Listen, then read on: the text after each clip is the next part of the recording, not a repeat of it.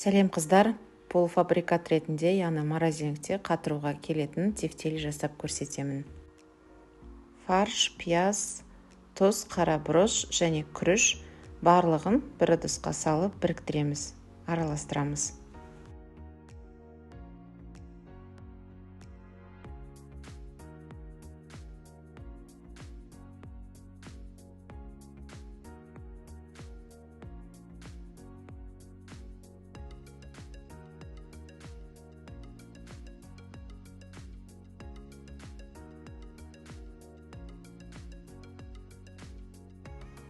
Жақсылап араласқаннан кейін пакетке салып морозильникке 2 сағатқа қойып аламыз.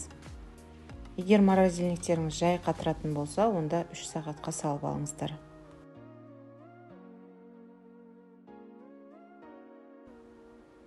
Морозильникте 2 сағат тұрғаннан кейін барлығын қайтадан мясорубкадан өткіземіз. Егер көзі үлкен болса, мясорубканың онда 2 рет өткізіп алыңыздар. Егер көзі кішкентай болса, онда 1 рет өткізсеңіздер жеткілікті. Тефтелидің құрамында жұмыртқа жоқ. Мясорубкадан өткізу арқылы барлық ингредиенттерді біріктіреміз. Шашырап кетпейді пісіру барысында және пияздары шығып тұрмайды. Менің мясорубкамның көзі үлкендеу, сондықтан мен 2 рет өткізіп аламын.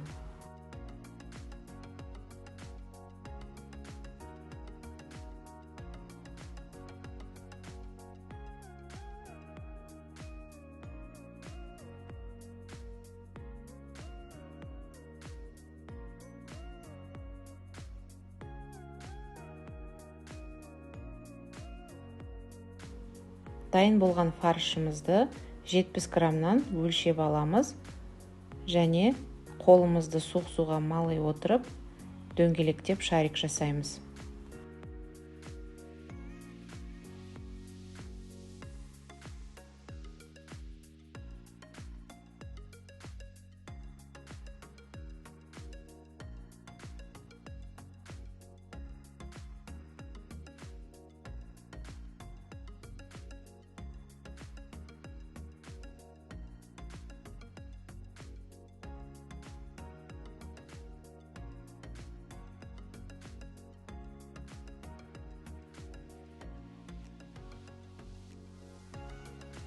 Пергамент төселген ыдысымызға немесе противенімізге тефтелиімізді орналастырып, бір-бірінен алшақтау етіп, морозильникке толықтай қатыруға жібереміз.